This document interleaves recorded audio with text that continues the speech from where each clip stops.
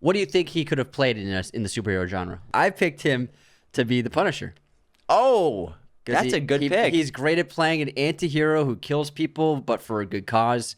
He pulls off action, gunfire. He can do it all, and very believably.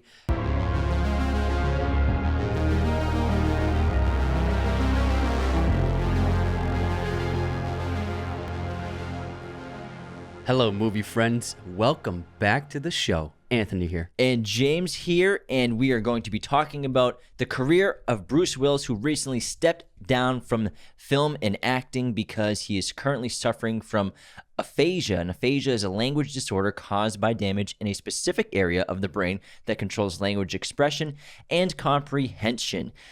Aphasia leaves a person unable to communicate effectively with others, so unfortunately he can no longer resume his career, and we are going to basically just pay tribute to his huge success in Hollywood and all of the incredible films he's made. Yeah, it's a sad ending to his career, and it was brought on by a stroke, and the thing with strokes is sometimes people can be having mini strokes before they even have a large one, so this could have been affecting him earlier before this major one happened. So I hope he and his family are doing well with the diagnosis, and I hope he can live a peaceful life. You know, Bruce has been a huge part of Hollywood for the last 3 decades. It explains where he's been the last several years. Even before COVID, he was kind of like off the map for a while in Hollywood, not making that many movies. So everyone's like wondering what happened to him, where he's been the last couple years. And this explains it.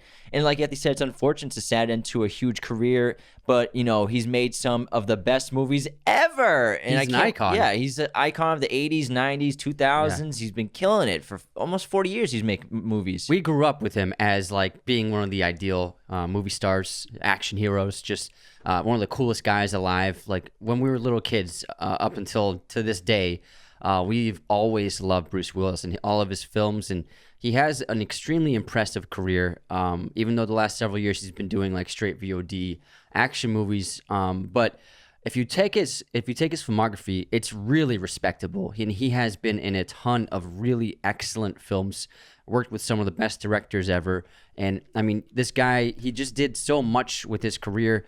It's hard to believe that it's over, but he gave us lasting memories on the screen. Absolutely, especially in not even counting the 80s when Die Hard came up, but in the 90s to early 2000s, he decimated the film industry. He was one of the top dogs out there, and Bruce Willis's movies have generated about $5 billion at the worldwide box office. That makes him one of the highest grossing actors of all time, and obviously this allowed him to start commanding huge salaries, and he was like one of the starts of like the massive salaries in Hollywood. You know, when he got $5 million for Die Hard, which was unheard of, especially for him coming from TV to being in this leading role that Stallone and Schwarzenegger turned down, Bruce got it for $5 million. And even like Tom Cruise and Michael J. Fox, they're making like $3 million per movie. And so like just because of Bruce Willis getting that, he changed Hollywood in respect to salaries for actors and actresses. And he was probably the first actor to start commanding, him and Arnold to command 20 mil per movie for a period of time. Like they were doing it in the 90s and late 90s. And so obviously other actors followed suit with these hefty paychecks, but he was one of the first ones to ever be able to make that much upfront, not including box office and not including DVD sales, but straight up salary, 20 mil. Yeah, so Bruce got paid $14 million for The Last Boy Scout, which was a bomb in 1991, $15 million for Die Hard with a Vengeance in 1995, $16.5 million for 1996's Last Man Standing, and $14.8 million for 1998's Armageddon. Then he was making more money in the 2000s. Yeah, exactly. And that was his quote, around $20 million. Before we continue, the best way to support Raiders of the Lost podcast, besides using our coupon codes, is to become a patron at patreon.com/Raiders of the Lost podcast, where you get awesome perks like personalized videos, Patreon shoutouts in the show, weekly bonus episodes, as well as we're doing watch parties now on our Discord and daily discussions, and we have a little film community on Discord, and $10 and $25 tier patrons have access to the Discord. And Godfather tier patrons at the $25 range, they also get to have their own personalized episode that they choose themselves. We just launched our podcast masterclass online course last year. So for anyone who wants to start a podcast or improve their current podcast, our 22 chapter 46 video lesson course will give you all the secrets behind the scenes of our show. The link is podcastmasterclass.teachable.com, or go to our website, raidersoftheLostPodcast.com. It's right there on the homepage. You can see all of our merch, sources of content, movie posters. Follow, subscribe, wherever you're listening. Be sure to tune in on YouTube if you want to see our faces, hit the notification bells, and thanks so much for tuning in. Now let's get back to Bruce Willis, and I want to start off with a little background on him, if that's cool with you. Sounds great. Now, Bruce Willis was actually born in Germany in 1955. His father was a U.S. soldier stationed there, and that's where his father met his wife, a German woman, and they gave birth to Bruce. And when Bruce was 2 years old, the family moved to New Jersey. And so when Bruce was young, he had a debilitating stutter, and it really affected him emotionally, and he had trouble interacting with people. But then he joined his school's drama club, and the stutter disappeared as soon as he went on stage for the first time. So that's how he got rid of his stutter. He found his calling in life. So then Bruce dropped out of college as a youth and then moved to New York City to begin acting, and acted on the stage as well as getting some small screen roles, background actor roles like in The First Deadly Sin in 1980, The Verdict in 1982, and he had a role in a TV episode of Miami Vice in 1984. And then Bruce moved to Los Angeles. He landed a role in a TV series called Moonlighting, co-starring with Sybil Shepherd, who was in Taxi Driver. This ran from 1985 to 1989, and the show was a hit, and it made Bruce Willis a household name across America. However, there were a lot of conflicts on set, and then he decided he wanted to get back into film too while he was doing the show, and he got his first lead role in 1987 in Blind Date, which was a comedy, and then his career just absolutely exploded in 1988 when he was cast in Die Hard. He was so successful and such a big star that Moonlight was just then canceled after 5 seasons, and he was just too big of a star for the show, basically. You know, like we said, 20th Century Fox agreed to pay Willis an astronomical sum of $5 million at the time. Like I said, even like Tom Cruise was only making $3 million at the time, so that was a huge success for him. And then Bruce's success became a problem on sets. You know, he was very successful, very powerful with studios, meaning he got to get a lot of say with what the characters would do and say in the scripts. He ended up changing a lot of the screenplays and scripts of upcoming films he made, like Hudson Hawk and The Last Boy Scout, which all resulted in bombs. Striking Distance also ended up being so bad that the studio had to rewrite and reshoot the entire movie again.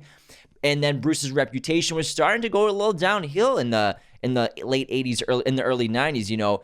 He needed a resurgence, which he got in the mid-90s. So Bruce absolutely decimated the 90s. So listen to this in the 1990s. Let's hear it. 1994, Pulp Fiction. Die Hard with a Vengeance in 1995, as well as 12 Monkeys. 1997, he came out with The Fifth Element and The Jackal. 1998, he came out with Mercury Rising and Armageddon. In 1999, he came out with The Sixth Sense. And also in 2000, The Whole Nine Yards. Then The Kid in 2000, Unbreakable in 2000, Hearts War. We got Tears of the Sun 2003, Whole 10 Yards 2004, Ocean's 12, Hostage, Sin City, Alpha Dog, Lucky Number 7, Slevin, 16 Blocks. And then it's just absurd. I mean, another Die Hard movie. And then he's working with Wes Anderson and Moonrise Kingdom. And so Looper in 2010, right? Or 2012. So he was just still killing it until about 5-6 years ago when he had to take a slower path on his career. But like I said, he just huge resurgence. Yeah, and he also he founded Planet Hollywood, that famous restaurant that he founded with Arnold Schwarzenegger and a couple other movie stars. Really? He's Demi Moore, Arnold, and someone else. So there's 4 people, like 4 huge celebrities who created Planet Hollywood. It's probably Stallone. Yeah, I think it was Stallone. Yeah, I think it was Stallone, Arnold, Demi Moore, and Bruce Willis. And it was a big deal for a bit, but then the whole restaurant chain fell apart. But it was like he was top of the top, like biggest star alive, and we loved him. This was before superheroes were a popular thing. Like, if they were superhero movies, but they were like few and far between. And our superheroes were movie stars. Arnold Schwarzenegger was our superhero. Bruce Willis was a superhero. Like, these were the guys and people that we looked up to as like the heroic figures of our day. And now we have 100 comic book heroes to look up to in movies nowadays. But before that, it was actors like Bruce Willis. But you could argue that, you know, Bruce did end up, you know, falling out of love with movies and the passion he once had. You know, he had made a lot of bombs, like in 2010, making Cop Out, the Kevin Smith film that he just didn't take seriously at all, and that was a bomb. And the Red movies are what they are. You know, they're a fun time. They're pretty Red's successful. Good. I like pretty Red. Good. Yeah. Red too, but I mean, he's also, even before that, before Looper, and then in before Moonrise Kingdom. He was doing direct to VOD before streaming was a thing for like the last 2 decades. Back when like if you had a VOD release, it was like that's embarrassing. The guy's filmography is insane. He puts out like 4 movies a year, and like it's like one good one, and then 3 movies you never heard of before. He's got to pay the bills, you know. But and then the last several years, he's had this stipulation where he gets paid $1 million per day, and that's his minimum. And so all these little action movies that he's been in recently, they have to schedule all of his scenes within a matter of a few days in order to afford him for the movies. Yeah, he got that because when he was cast in Expendables and they wanted him back for the sequel, Stallone wrote his character in for that movie, and he only needed him for 4 days filming, and he offered Bruce $3 million, and Bruce is like, I want $4 million, I get paid $1 million a day, and Stallone's like, you're out of the movie. I'll just erase you off the script. Trying to help you out. So, I mean, Bruce, as much as we love him, he has a history of being, a testy person to work with, a demanding person to work with. And so there is that blemish on his career. And, we don't know what behind the scenes was like on all these sets, but there are plenty of stories of bad sets. There's the movie that even was ruined and shelved because he ruined it, which I can't remember what it was called, but it was hockey movie, right? He played a hockey player in a romantic comedy, and he was so difficult to work with the studio and the director that they shut down production and canceled it. And then they signed him in to a deal to make The Kid and Sixth Sense. Broadway Brawler. Broadway Brawler, thank you. So that's why he made The Sixth Sense. It was part of this deal to make face with the studio so they didn't sue him. And unbeknownst to him, The Sixth Sense would be the most successful gig and payday of his entire life, where he got $14 million for a base salary, but he also got 17.5% of the film's profits, made about $120 million-ish just from The Sixth Sense. Just from him? Just for that. And he's only the second actor ever to pull $100 million from a movie. Do you know who the other actor is who's done it twice? Who's done it twice? I would say Tom Cruise. Yes, for sir. Mission Impossible. Mission Impossible 2, and I can't remember what 5, the other one was. Ghost Protocol. Ghost Protocol? Yeah, because after Ghost Protocol, he made a ton. He raked in a ton, and the studio barely profited. And so they were like, yeah, we got to start renegotiating these contracts, Tom, because we're not making that much money to keep making these movies. They're like, we made $50 mil. You made more than us.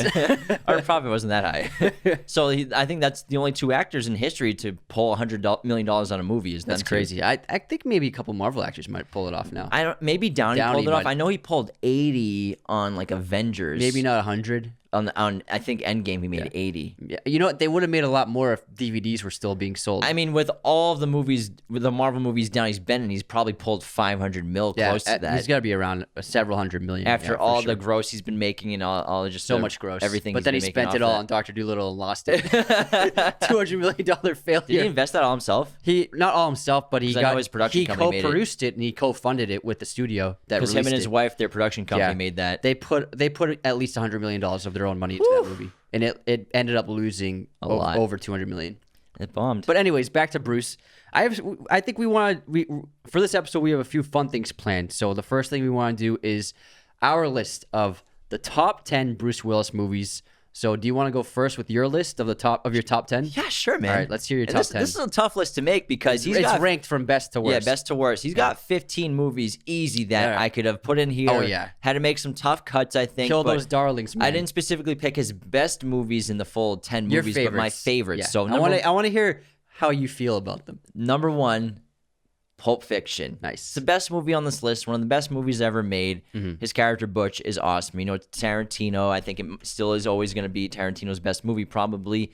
And he's just great. And this led to his resurgence in the 1990s and 1994 when it came out. And it's just we've never done a solo episode on it, which is crazy. We're saving We've done our Tarantino spotlight. We've dabbled in it here and there, but we got to talk about it solo. Oh yeah. Number 2, I have Die Hard. Nice. Again, this came out in 1988. We did an episode on it for Christmas time, right? Yippee-ki-yay. Yippee-ki-yay, mother effer. And I love Die Hard. I've seen it so many times. Our brothers, we watched this with them so many times when we were kids. Yeah. We probably shouldn't have been 3 years old watching John McClane. It could be our most watched movie if you factor in us being kids for watching our entire lives. And then being adults and watching it. I've watched it every Christmas, religiously. So it's all time. Number 3, I'm going to throw you off with this one. Ocean's 12. I knew Oceans would be on there. I love the Oceans movies. Anthony knows that I've watched these way too many times. The amount of times he's come home and been like, oh, I watched another Oceans movie? Ah, cool. He just puts it on for the background, and I'm like, it's great. All three were on Netflix for like 2 years. It was a great 2 years. It was a good time. Office and Oceans. That was your Dude, life. my guys. And he plays himself in Ocean's 12. It's really fun. It's a great cameo. And it's an excellent cameo. And then Julia Roberts plays her character Tess is playing Julia Roberts, but not really Julia Roberts. The SpongeBob blanket. The SpongeBob. Yeah. So I think Bruce is really good in it. He's only in a couple of scenes, but he really adds a little extra zing to this cast in this movie, which maybe it was getting a little stale at some point because, it's the same kind of thing again, but I think he just spruced it back Also up. very surprising for audiences. They didn't know he was going to be in it. Playing himself. Number 4, I have Looper. Nice. This is an original sci-fi film written and directed by Rian Johnson. He's mocking the way I'm talking. Came out in 2012. I like this movie a lot. I got it on Blu-ray as soon as I saw it. I loved it. Bruce Willis. You got it on Blu-ray? Blu-ray. I don't know. Did you smoke a bone before this? You're silly. So goofy today. Looper, we'll talk about it in a little bit. It's a sci-fi time travel film. I love time travel. I think it's a great original screenplay and idea from Rian Johnson. And this is obviously what led to him getting the Star Wars gig of directing the second film in the new trilogy. And Bruce, this is probably the best movie he's made in like the last 15 years, in my opinion. Definitely. Easily since 2010 for sure. Number 5, I have The Fifth Element. Corbin Dallas.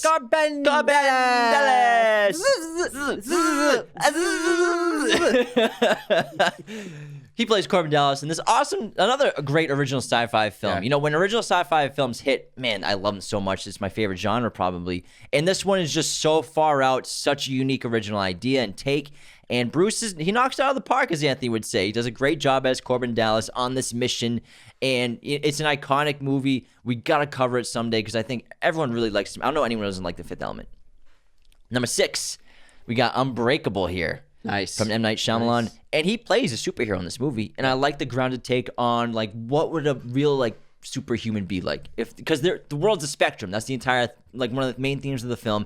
Humanity is a spectrum. The world's a spectrum. There are people on opposite ends of that spectrum. What happens when the person on this end of the spectrum meets the person on this end of the spectrum? Mr. Glass, and then David Dunn. If there's someone as weak that their bones are so brittle they break like glass, there needs to be someone who's so strong that their bones never break. Yeah, and they're just more strong than human beings. David Dunn, the character in the movie, is really interesting. He's very humble because he hides his powers. He doesn't follow them until he's convinced by his son to like use them for good. He isn't even aware of them really. He kind of knows. I think the car crash. He has feelings. The car crash was the scene for him. A moment I think in his life where he's That's true. Like I just ripped a car door off with my bare hands. But then I think he forgot. I don't think he forgot. He chose love. Yeah. He chose love instead. You're right. It's a really great movie. It's a good movie. It's very underrated. It might be underrated. M. Night's best movie. It's possible. Number 7, I got Sin City. Now, this movie, you could say it's probably not the best in terms of like being a top 10 in his filmography, but I really like Sin City. It was such a fresh take in the superhero genre, just in just a noir film, comic book movie genre in general. Like, people have tried to copy it, but I think Sin City was just kind of like a diamond in the rough. It was really good. Very cool. Well received by audiences. Yeah, beyond cool, and his character's awesome in it. Number 8, I have The Sixth Sense, which is just an excellent film. This movie, took the world by storm. We did a solo episode on it a couple months ago. M. Night Shyamalan is, like Anthony says, high concept, very good director. This is a crazy cool idea.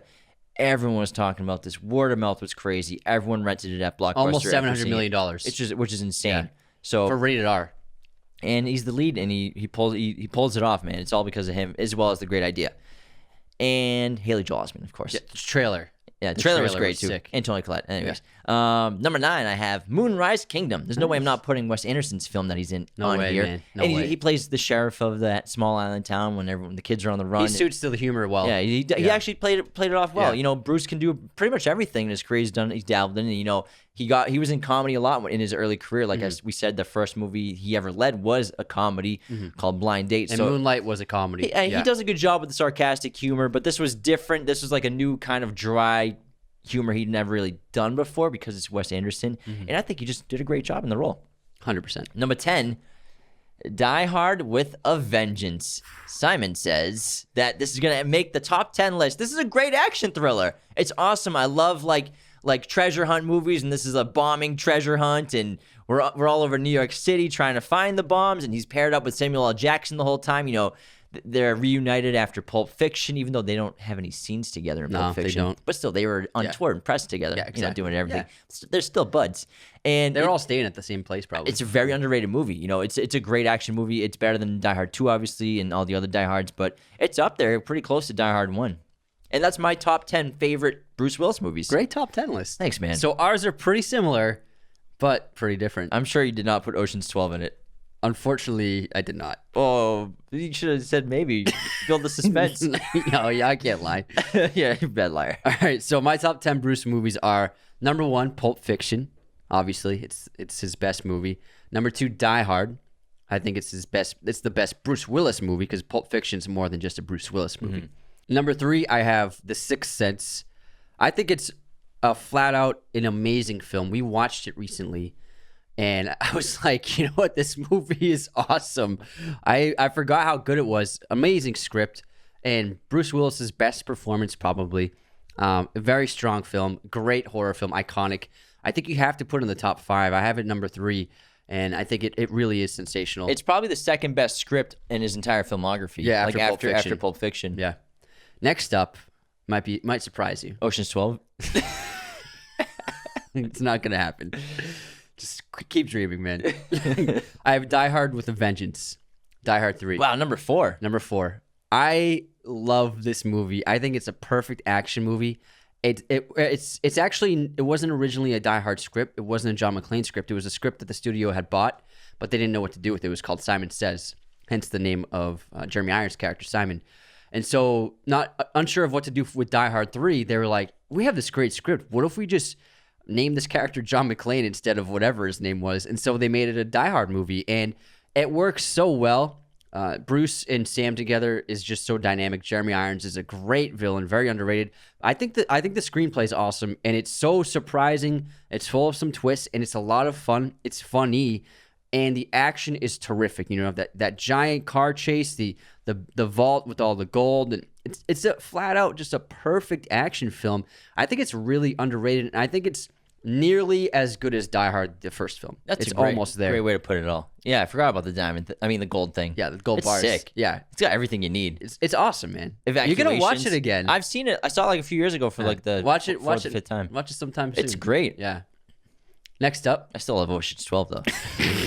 Next up, I have Looper at number 5. Rian Johnson made a great original sci-fi film, and it's great seeing Bruce and Joseph Gordon-Levitt sharing scenes together, playing the same character. It's a very intriguing concept. It's actually been copied a few times before, but not as well as this. And Bruce had kind of fallen out of the luster of his career, and then with Looper, it was like, oh, Bruce is back with a great film. It was his first great one in a while, and then we remember, oh, this is who Bruce Willis is. Like, he's a awesome action movie star. So many F-bombs today. We love Bruce. And next up at number 6, I have Moonrise Kingdom, a really great Wes Anderson film.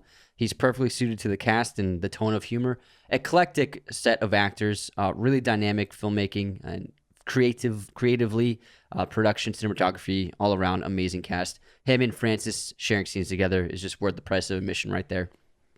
Next up, I have The Fifth Element, Luc Besson's great sci-fi film. So original, so funny. We watched this a lot when we were young. Multipass, and it never got old. It was so visually stimulating, even for kids, and we were always interested in it. And like we loved this movie from start to finish. I love the world that Besson designed. Practical effects like crazy. Yeah, and Mia Jovovich in one of her earliest roles just really stood out as an actor. And then just Bruce in his green like tank and his blonde hair, just like busting heads again. And then you have Gary Oldman. Of course, you gotta have this on. And Chris Tucker. Coben Dallas.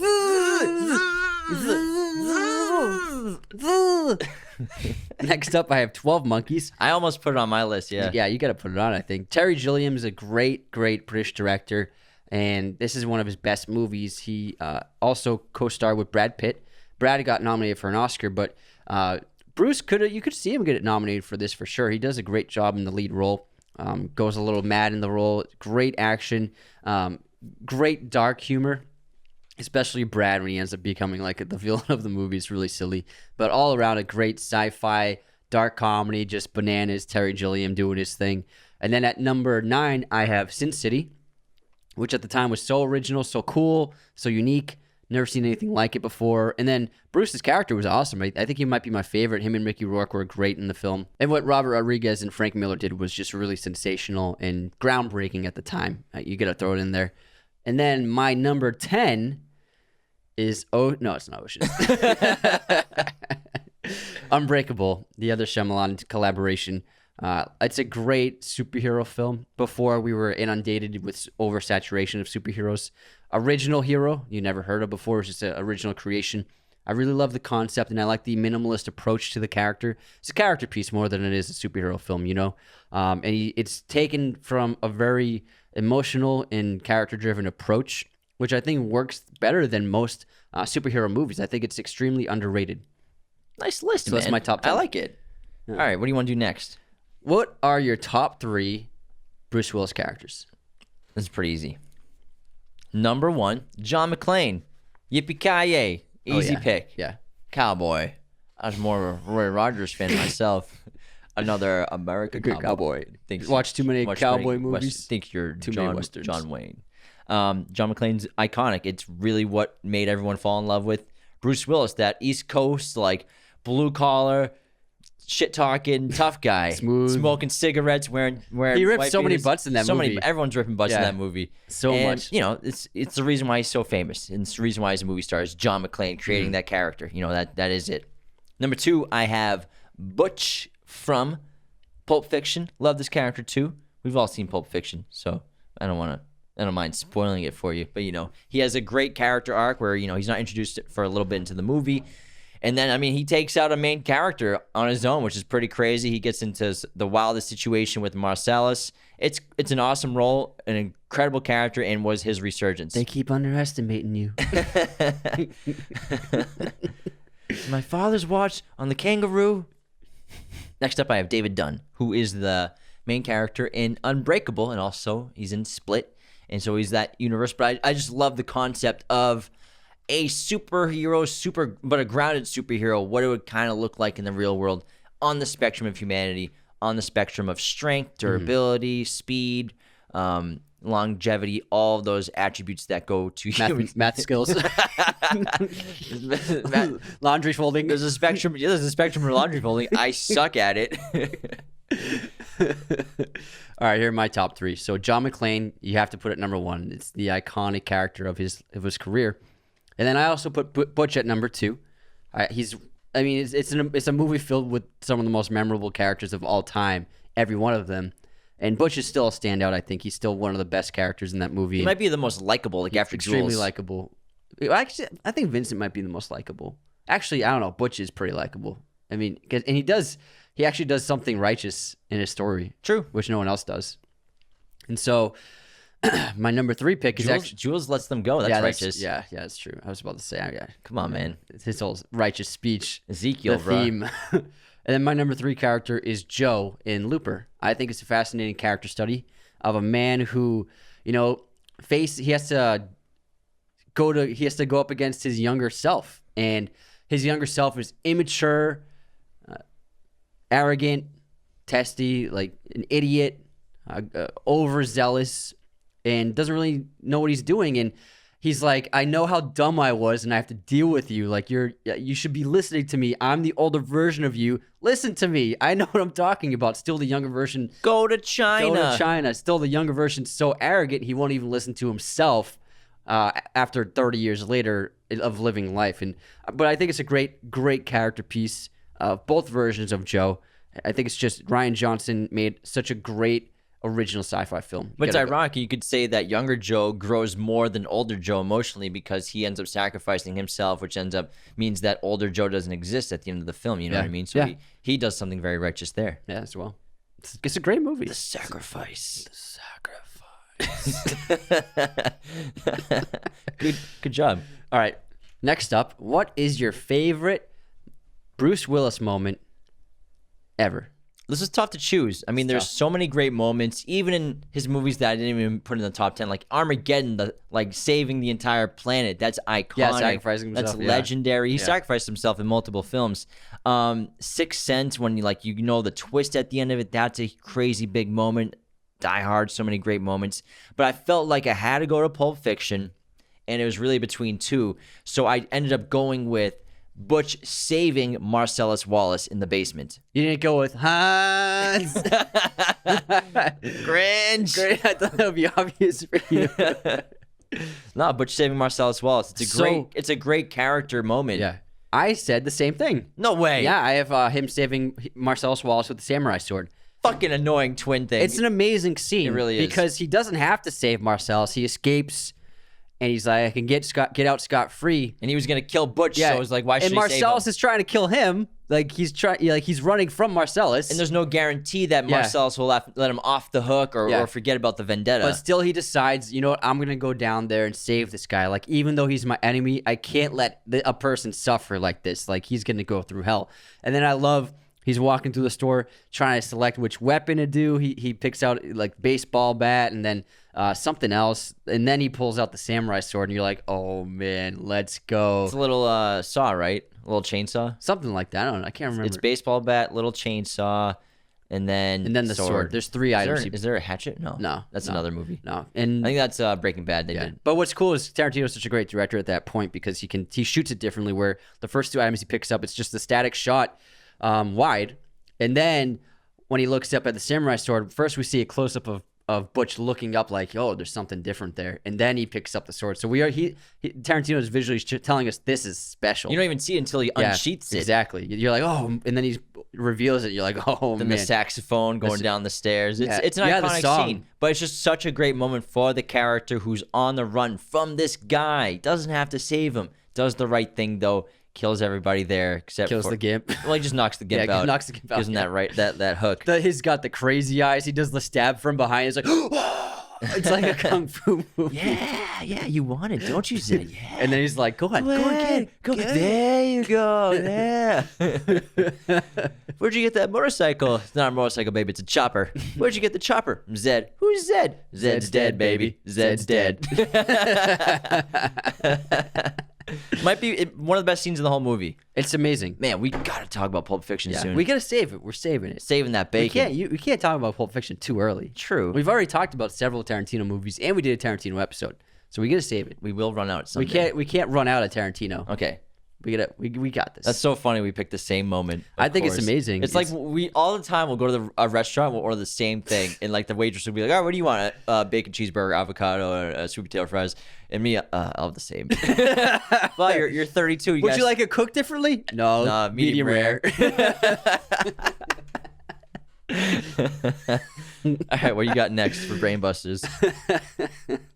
What is your desert island movie on this list? Bruce Willis. Tough choice again, but really it's between two. It really is between Pulp Fiction and Die Hard, and I'm not Ocean's 12. It's up there. It's got to be Pulp Fiction. I mean, I love Die Hard so much, but Pulp Fiction is just one of my all-time favorite movies. I agree. It's got to be top 5 all time. It's got to be Pulp Fiction. It's too incredible to pass up on. If you have to watch one forever, you got to go with Pulp Fiction. There's so much in it. The music is great too, just for the music, really. I don't know for the stories and everything else. I'm just saying the music's so good. There's more to the movie than the music. Was that an impression of me? No. What was that? Do I sound like a troll? Am I drooling right now? Whoa! All you do is mock me. I say what? I didn't even say a word. You're like, what? Did you just make fun of me? Sorry, I'm very insecure. Did you just mock me? I'm insecure. I did mock you. All right. My name's James. Everyone does that. I just make you sound like Patrick Star. Patrick Star, bro, at the gym in a tank. Yeah. I like movies. All right, before we move on to the next parts, how about we head to an intermission? Absolutely. All right, let's do that. That's what I was going to say. Can you finish my sandwiches? I would. Yes. I love sandwiches. Yeah. Do you ever stop eating? I ate someone's quesadilla the other day. I'm not surprised. They gave me. They didn't want to finish it, and I happily ate a large portion. How? I'm curious. After I had how many times did you make eyes with that quesadilla. I was only looking at the quesadilla. Only looking at it. In your head, you're like, if they're not gonna eat that, I gotta make sure I somehow say, hey, if you're not gonna eat that, I'll have the rest. I just waited for the right moment. I know you were waiting. I'm sure I could imagine you just. But I was very slow. I was like, oh, what are you gonna do with the rest of that quesadilla? But in reality, it's all you can think because about. they were like, oh, I'm so full, and I was like, oh, so what are you gonna do with that half a quesadilla? And all that sour cream. Oh, there's a quesadilla here. I didn't even notice. I didn't even notice that thing. I guess, I mean, if no one's going to eat it. Very subtle.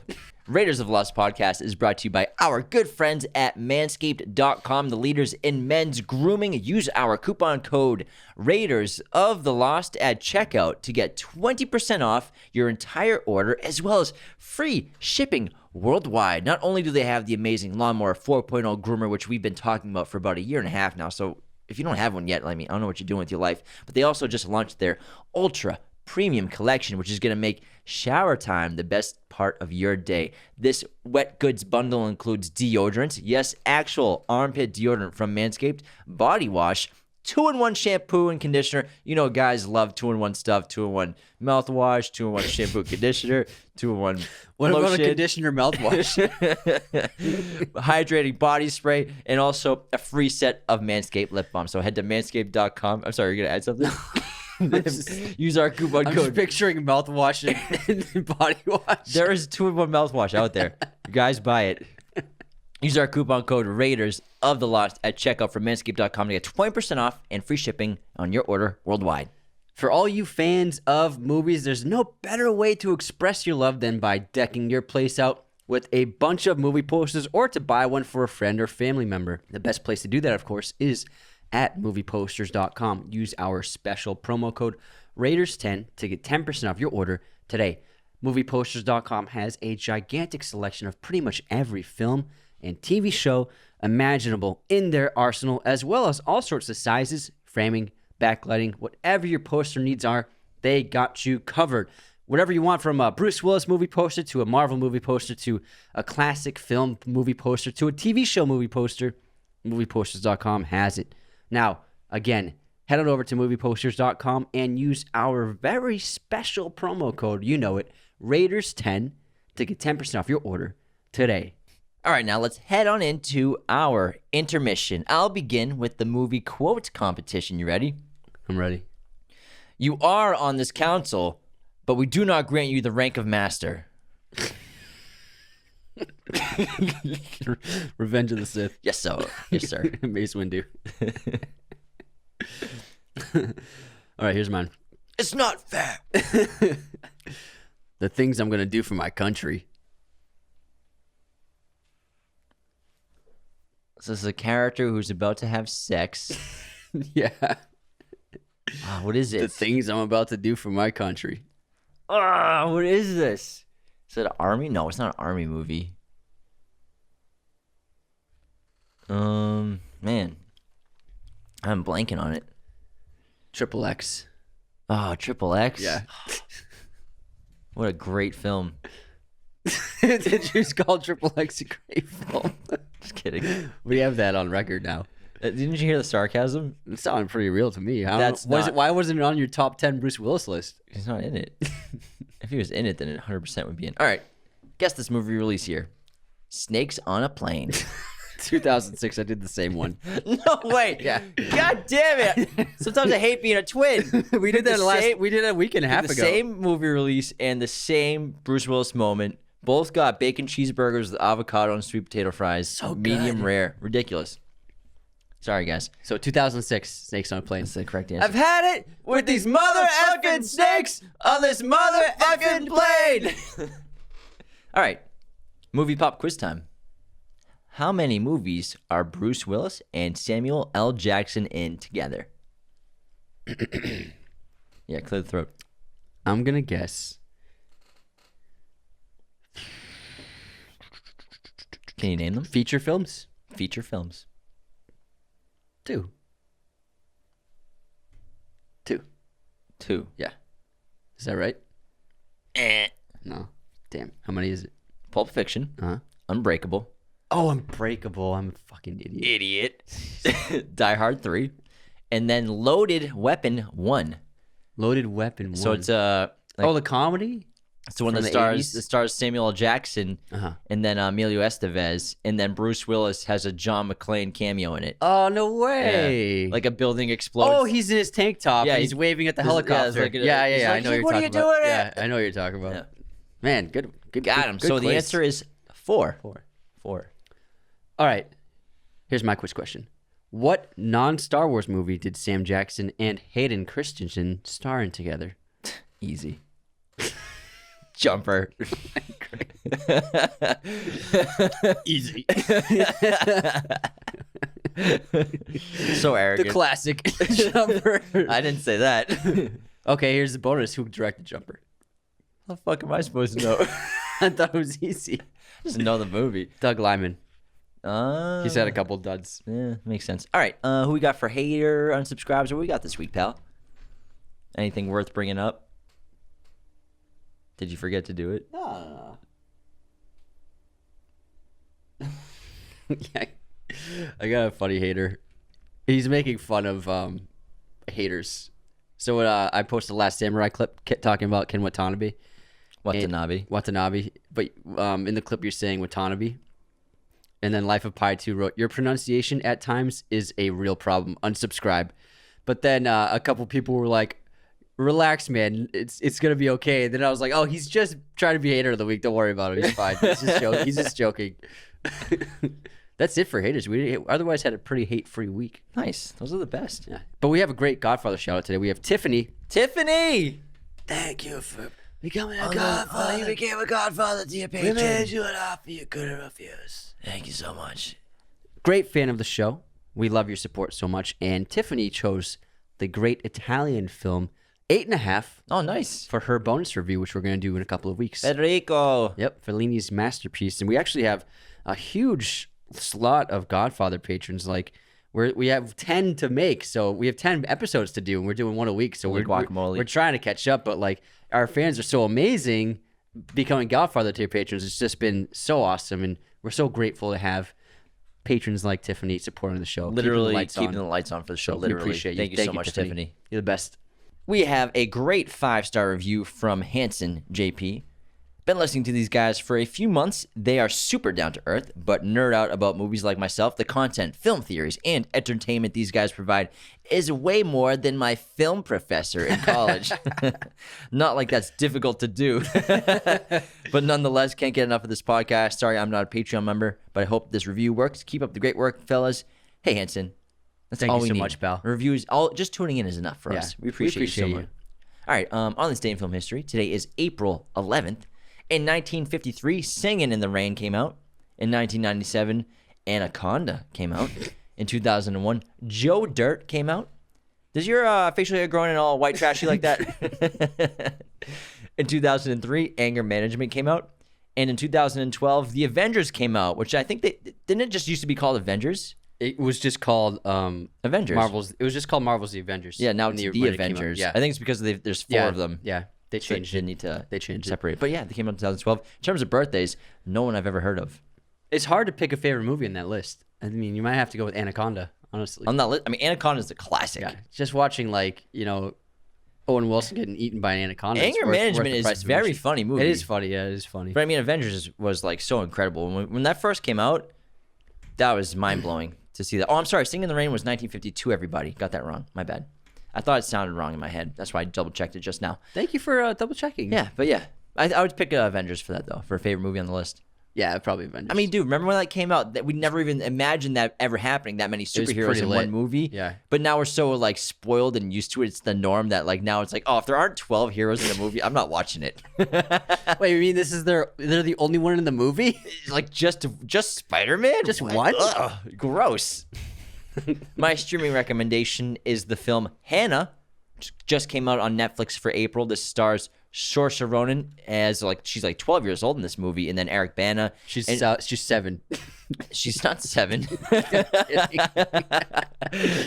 She plays like a super assassin kind of character, and her father's been training a superhuman, Yeah. and her father's been training her for eventually when defending herself. government because she knows agents comes to find her, and it's really awesome. Some great long take action sequences in it. Joel Wright made it. It's really good. Really great director. My streaming recommendation is District 9, which just came to Amazon Prime. So go check that sci-fi movie out if you have not already. Not gonna lie, streaming platforms have been really good the last like several months of like every month adding like a bunch of new good movies. That they've been pretty good. Because I remember every month would change over and be like, there's nothing to watch still. Yeah, still nothing. Still nothing. They've been pretty good lately though. Yeah. Let's get it back into our episode on Bruce Willis. Speaking of the Avengers, so if Bruce Willis had come into fame in the mid 2000s, 2010s, he would have obviously become a superhero. It's, you know, it's just what actors do now. He would have been a villain or something. Yeah, villain or superhero. What do you think he could have played in the superhero genre? Would have he played a hero or villain, and what hero or villain could he have played? This is a tough question. I can't ever see Bruce like doing a villain role very well. So I don't see him being like a Marvel villain or MCU villain or DC villain. He doesn't I feel like have that as like an actor. You know, he can't go to that depth to be that convincing as someone super evil. He's just giving me the dumbest smirk. He's like, yeah, keep going, Jim. Thumbs up, guy. Great analysis. I agree with you, man. You're right. Bruce is good at everything except being evil. He's never really been like a bad guy in a movie, you know? True. So I would go Except here. the Jackal. Okay, that's one time. Is he good in it? He's great in it. He's actually great in that movie. One time. why I was He's got smiling. 142 credits. He's done one bad guy role. And someone else could be typing right now. Actually, he was a villain. In general. But also, he did that career-wise on purpose to be the hero. So, I would probably pick hero, and I think I would go The Thing. It looks like the Thing. It looks just like The Thing. Great pick. I think, The Thing and the Fantastic Four. So I also have a hero character picked, and I think just in terms of actors, like very few actors look as cool as Bruce Willis shooting a gun and just killing bad guys. And very few people can pull off like the bald movie star thing going. You know, it's only a handful. Yeah, he started the bald action star thing. There were no bald action stars before him. Yeah, then Dwayne Johnson just like went bald on purpose. Jason Statham. Yeah. Jason's like, oh, mate, there's something I'm missing to be a movie star. Just fucking get rid of this He hair. looks weird with hair. He doesn't look as good with hair as he does bald. But it all started with Bruce. Action stars all had hair before him. But well, actually, did you get it out of your system? got it out. You sure? Yeah, I think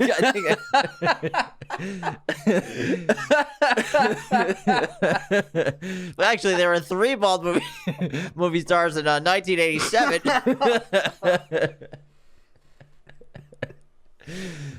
Okay, moving on.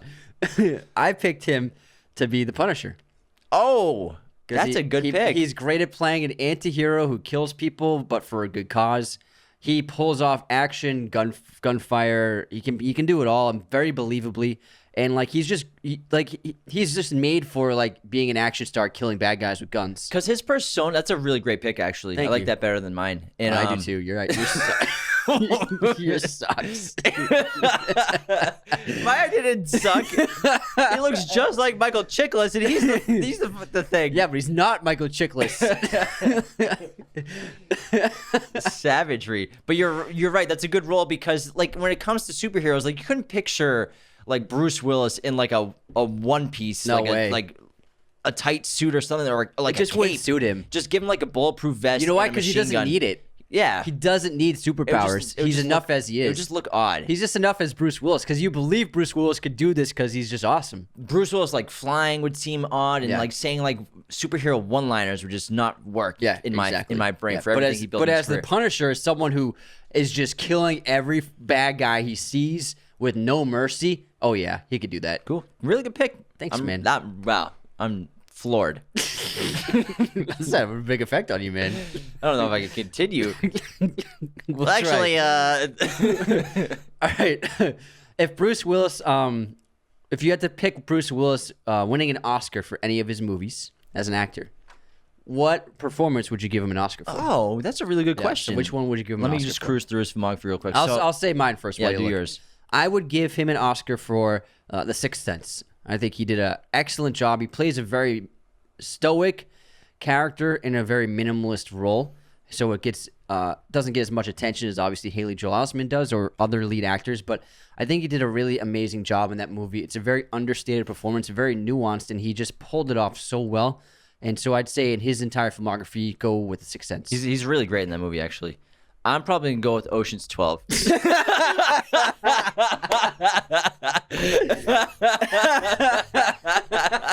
How did I not see that coming? Who else could play Bruce Willis other than Bruce Willis? He did such a good job playing himself. He disappeared into the role. I heard he went method. The way he talked about the SpongeBob blanket. He actually like went home as Bruce Willis, slept with his wife as Bruce Willis. He made everyone on set call him Bruce Willis. Really dove into that role. It's about transforming. Oh my god, that's good. No, I'm kidding. If I had to pick for actually to win an Oscar, I would go supporting actor for Pulp Fiction as Butch. Good pick. Or Rugrats Go Wild. Anthony's gonna spit his water out. He's in Rugrats Go Wild. He voices Spike. You didn't know that? The dog? You didn't know that? No. Everybody knew that. Oscar snub. Oh man, that's funny. That's funny. Whew, okay, right, you good? Yeah. Okay, next up, define. I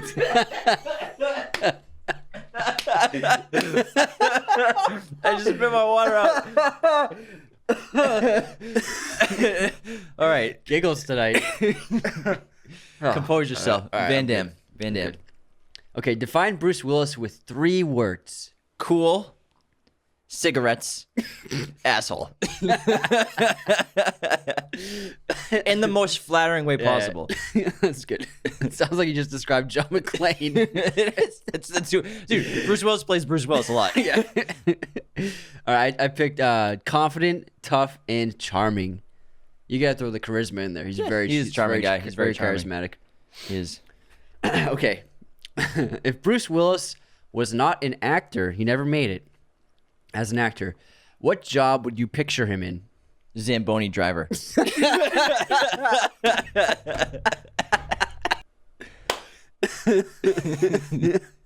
Zamboni driver. Tell me, how did he get to becoming a Zamboni driver? He just seems like kind of like a small town guy. Like maybe his son was on the hockey team and he just like helped out while his son played, but then his son graduated, stopped playing hockey, but he just loved the rink so much that that he couldn't leave the rink. He brought so much joy that he went on full time to be the Zamboni driver. Sounds like a movie. Zamboni driver. I was not expecting that. That was good. That's good. All right. Picture it. You can. I picture him as a used car salesman. I feel like he would have his own lot in in Missouri, in some Midwest town, and he'd do pretty well for himself. Not too well, but pretty well for himself. He'd be on his 3rd marriage and also be cheating on his wife with a 24-year-old who works for him. So that's how I picture Bruce Willis's life working out if he wasn't an actor. Actually, can I add another one? Yeah. A cool youth pastor. Why? Just he seems like he could be cool, super cool but hip, but like a priest at the same time. I'm not a normal priest. I'm a cool priest. I like Zamboni driver. Yeah, Zamboni driver's better. Okay. All right, next up. I want you to pitch me a Bruce Willis movie. All right, hold on. I'm gonna compose myself here. All right, I'm gonna try to get through this. Okay, it's not the Zamboni story, is it? No, but it's connected.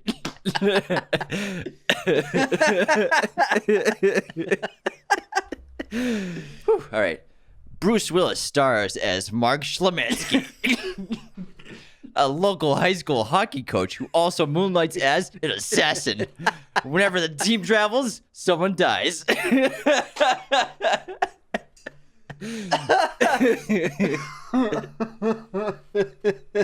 Whenever the team travels, someone dies. He always picks his hit at the away games. Yeah. Smart. Smart. Then he freezes the bodies in the ice. Then he cleans the ice with a Zamboni. It's just amazing that like all of his hits, they work out with the traveling of the team. There's a lot of people that need to get killed. You'd be surprised. Oh my god, I love Mark it. Schlemansky. Mark Schlemansky. Great movie. Thanks. I can't wait to see that. What's it called? Mark Schlemansky. Don't set off Schlemansky. Freezing point. Slap shot. I like freezing point. All right. Oh, great job. All right. Do you want to run through his filmography for a little bit? What about your movie pitch? Oh, my movie pitch. Hold on. Yeah, man. Come on. Quit skipping. Got it. A mob enforcer has 24 hours to track down a case of money that was stolen by rival criminals before the boss kills him for punishment. Nice. I went serious. I like how serious all your answers were and how ridiculous mine are. It's like It shows our personalities. Yeah. Still think Mark Schlemansky was cooler. It's way cooler. I want to see this movie. I need to see Mark Schlemansky's movie. Oh my goodness. Freezing point 6. Here we go again. Who left the fridge open? Oh, man. All right. Sweating, laughing too much. I think I got it all in my system though. It's been a funny episode so far. It's been very funny. All right. What were you saying? Actually, how about we run through his most successful films? Let's do it. Box office wise. Let's hear it. I have from the highest grossing to lowest grossing. We'll go like the top 15. So The Sixth Sense made $673 million worldwide. Armageddon pulled $554 million. Live Free or Die Hard pulled $384 million. G.I. Joe, Retaliation. Yes, he was in that. Retaliation. G.I. Joe. Mark Schlemansky. Is G.I. Joe. $376 G.I. million. Schlemansky. Die Hard with a Vengeance, $366 million. Ocean's 12, $363 million. And The Expendables 2, $312 million. Wow, that made so much money. Oh, yeah. A Good Day to Die Hard, $305 million. Man, that franchise was guaranteed to pull 3. The Expendables, the original, $275 million. The Fifth Element, $264 million. Charlie's Angels, Full Throttle, $259 million. Unbreakable, $248 million. Die Hard 2, $240 million. Pulp Fiction, $214 million. And then Red at number 15 made $119 million. That's a lot of cheddar. Lots of cheddar. But no even superheroes. Even Well, Looper, actually, yeah, there's a Looper made superhero. 117. 12 Monkeys made 170. The Jackal made 160. Sin City made 160. So this guy is a guaranteed box office juggernaut. And the original Die Hard is number 22 in his filmography at $141 million. But adjust for inflation. I mean, that's the 80s. So it's still, it probably. moves up a few slots. All right, for so sure. that's probably at like 500 mil then. Yeah. Not 500. It's probably 300 mil. Here, I can Google it. Yeah, Google. Yeah. What's I would guess it's what was its return again? 140? 141. I would say that's about 310 million Yeah. Well, right now. here, what are you going to talk about next now? I think we should I want to talk about some of his most underrated movies. Oh, yeah. Because he's got a few really good underrated movies in roles. And The Jackal that you just mentioned is definitely one of those. It's not like the best movie ever, but the Jackal, he plays an assassin. And Richard Gere is an agent trying to track down the Jackal. But Bruce Willis is actually awesome as the villain. Like you said, it's probably his only major villain role, but he kills it literally. And what's cool is the Jackal. He's a master of disguise. Being bald helps with that because he's always wearing wigs and he's got different styles of clothing. But his mannerisms change too. So it's a really great role. And the best part of the movie is the Jack Black scene where he hired Jack Black, who's like some arms dealer, to build this like mechanical sniper rifle that he's going to use, and he puts it in a van to kill someone. And then he tests it out on Jack Black's character. This is a very early Jack Black role, and he's like, he tells them to go out and we'll test it out, and then he has him hold out a pack of cigarettes. And he's going to shoot the pack of cigarettes. And if Jack Black runs, he's going to shoot him and kill him. and Jack Black's just like shaking, holding the pack of cigarettes out, and then he shoots the rifle, and the measurement's off, and it just takes his whole arm off. Yeah. It's crazy, unbelievable. But it's a really good movie. I like it a lot. It's pretty cool. I remember we saw it when we were young. I think we watched it with mom or something. Or probably our brothers. It was just on TV. We probably shouldn't have been watching, but we saw it, and it was really cool. I liked it a lot. Yeah. And so, adjusted for inflation, Die Hard would have made $360 million today, Damn. which is a lot of cheddar cheese. It's very successful. It's super successful. But yeah, I agree. I think The Jackal is a very underrated movie. If you guys haven't checked it out, tune into it. And I think that the Fifth Element is very underrated too. I think it's so much fun. It's so cool. You know, him and Chris Tucker, Mila Jovovich, great fight sequences, great visual effects for the time, the costume, production design. Gary Oldman is iconic. It just like disturbing. It's just so weird. I remember being like, when I was a kid watching The Fifth Element, being like scared of it and weirded out by it, but like loving it. And it's so funny and goofy, and it looks so cool, but like, it was just like so many emotions when I would watch The Fifth Element, but it was just like, I loved it. It's such a creative film, just fantastical concept of this cab driver. He like wins a contest, right? Or he unwittingly becomes the central figure in the search for that cosmic web. Yeah, he wins a ticket on the ship, and he just fights for good, and he has to stop Mr. Zorg is Zorg is that Gary Oldman's characters from getting the weapon, the elements, and it's really cool, and the visuals are awesome, and it's as unique as Star Wars. That's why it's so it is very interesting, and I haven't seen it in so long. I want to watch it though ASAP. And then another very underrated one is Hostage.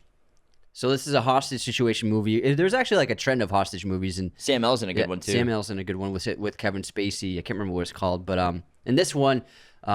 Three troubled teenagers are holding a family hostage in their home, and then Bruce Willis is the hostage negotiator, and it's very dark and brutal and very, very original, great script. And Ben Foster plays the main villain when he's like 17 years old. Oh yeah, that's right. The fire and everything. Yeah, and he's terrifying. He's like so good in it, and I think it's just a solid crime movie. I think it's really, really good, very underrated, and Bruce does a great job in it. I think another really underrated Bruce Willis movie is 16 Blocks. Yes. It's not a perfect movie, but I think it's really entertaining. It co-stars Mos Def, and it's about Mos Def's character. He plays a witness who saw crimes committed by police officers. He's testifying I think that they're day. murders or something like that. Yeah. And so he's testifying that day, like Anthony said, and Bruce Willis's character, he's a cop, like he almost is in every movie. He has to... Isn't he a cop in The Fifth Element, or a former cop? He's a cab driver. No, but he used to be a cop, I think. Maybe. He's pretty good with a gun. He is I haven't pretty seen good. it in a while. I'm pretty sure he used to be a cop. Possibly, yeah. And he has to transport Mos Def's character to the courthouse, but they're being attacked and followed and chased by armed men to try to take Mos Def's character out. It's great. It's an awesome movie. I think they did a good job with it. It's not, like you said, it's not perfect, but it's a fun, like, B action movie. Like, you get what you pay for. Like, you it meets your expectations. It doesn't have to like blow you away, but it's just entertaining. And then for underrated movies, yeah, that's about it for underrated. I got a couple more. Okay, what we got? I like Lucky Number 11. Yeah, I remember. It's got a lot of it's like cute, but at the same time, it's a yeah. great action movie. Has an excellent twist at the end of it, and I think it's just a really good time, entertaining. Josh Hartnett was like kind of on that realm of being he could have been a huge movie star, but I think he just backed away from the limelight. I don't know if it was for him. I don't think he had it as a movie star. I think he might have had it. He didn't have the talent. He's coming back though. No offense, Josh Hartnett. He's not like leading actor caliber actor. I thought he just left the spotlight because he wasn't into it. But he's good. He's perfect in this movie. Bruce is awesome in it as well. He plays a hitman like he does in a lot of movies. And I think Lucky Number 11's a good time. I've had a huge childhood crush on Lucy Liu since I was a little kid, so I loved her in that as well. And I mean, the cast is stacked. Morgan Freeman as well, Ben Kingsley, Stanley Tucci. The cast is absurd. So it's a good time. Who else is in this movie? A bunch of people that you recognize. Tears of the Sun is another good underrated one, directed by Antoine Fuqua. It's a movie about a group of Navy SEALs who are rescuing people from a situation. I can't remember specifically, but it is very well done. He plays the leader of the group of Navy SEALs. It's just a good small action war movie. Death Becomes Her is a pretty good movie. Directed by Robert Zemeckis, 1992. Co-stars Bruce Willis, Meryl Streep, and Goldie Hawn. There's like a little bit of like magic involved, and it's just like fun, like campy humor. It's pretty Isn't solid. Jack in that movie? Jack Nicholson? Yeah. I can't remember. I haven't seen it in so long. Yeah, I'm trying to remember. But I just remember it's a pretty solid movie. It's a good time. It's entertaining. But obviously, we can't not talk about Armageddon. Oh yeah. It came out in 1998. This movie was a huge hit. Put him on the. He was still on the map, but just like cemented him as superstardom. You know, Armageddon was a huge success. Cast was really good. Ben Affleck became super famous off this as well. He had a huge 90s, but then he started going down that path of just like kind of crappy roles, pretty Action decent movies, crappy action movies versus his boy Matt doing like Oscar caliber. He was films. doing Talented Mr. Ripley and Yeah. Bourne. Yeah, While Ben was like falling down. Different paths, Yeah. but unfortunately for Ben, this isn't an episode on Ben, but that caused Hollywood to think he's just like, oh, Matt Damon's a dumb friend. He's just a face. That's all he is. He was getting paid, but I mean, he's obviously proven himself to be a great artist now. But Different career choice. Yeah. But Armageddon is a classic. The soundtrack, Aerosmith, the final ending. Steve Buscemi, the animal crackers. Yes. Steve Buscemi firing machine guns on an asteroid. It's crazy. Yeah, it's also ridiculous to think that like it's easier to train a group of oil riggers to become astronauts than it is to train astronauts to drill a hole. We posted a clip about that because Ben Yeah. Affleck said that on set. He's like, to the director's like, wouldn't it be better to just train astronauts? Yeah. They're like, shut the fuck up, Ben. You're too smart to be here. You're an Just- actor. Just look pretty over there. Just act. Just say your damn lines. No one gives a. Yeah, Armageddon was iconic, and we actually just got the album a fan sent to us. And yeah, that's true. Yeah, a vintage album of Armageddon, the original, and CD. And then Red in 2010. That's a pretty solid action flick. Yeah, Helen Mirren. Morgan Freeman, Mary Louise Parker. Yeah. That's solid. Planet Terror. That's a good time. Robert Rodriguez movie, which was paired with a fun Tarantino's. What's it called? Death Proof as a double feature. The Grindhouse double. And feature. Die Hard 2. It's not terrible. It's just not really close to Die Hard 3 or Live 1. Free and Die Hard is actually pretty decent. good. It's pretty good. Except for when he drives the helicopter into the car into the helicopter. Yeah, he drives a truck. No, into It's like a taxi cab. onto a jet. I thought he rides like he drives a taxi cab. He rolls out. It hits like a ramp and flies into a helicopter. A jet. Are you sure it's a jet? It's a jet. They went big with that one. But Timothy Olyphant's the villain. And Justin Long is good comic relief in that. That's true. It has good aspects to It's got it. good moments. It definitely does. It worked. I mean, people liked it. But the last Die Hard was just no bueno. Yeah, but you got anything else to talk about with Bruce? No, I mean, I just love the guy. He's always been one of my favorite actors ever since I was a little kid, and he's such an iconic legend of cinema. He's one of the greatest action stars of all time, and it's sad what's happened to him. He had a great career, and I'm sure he's lived a very great life, and I hope he enjoys the rest of his time with his family and loved ones. But he gave us a huge catalog of films to enjoy forever. That wraps the legendary career of Bruce Willis, who's an icon in Hollywood. He always will be. Made some of the best movies of all time, an action star. Hope him the best in his later years in life, wishing him better health, and we're just grateful for his impact on film. We love you, Bruce. Take care, everybody. Thanks for tuning into this episode on Bruce Willis's career. Take care. Thanks so much for tuning in to Raiders of the Lost podcast. Be sure to subscribe if you're new. Hit the like button, leave a comment. Find us on all audio streaming platforms, Spotify, Apple Podcasts, Google Podcasts, wherever you listen to podcasts, you can find us. Find us on Twitter, TikTok, Instagram, Raiders of the Lost podcast. Be sure to check out one of these other videos right here for more content on our favorite films and breaking down all kinds of movie content. Thanks so much.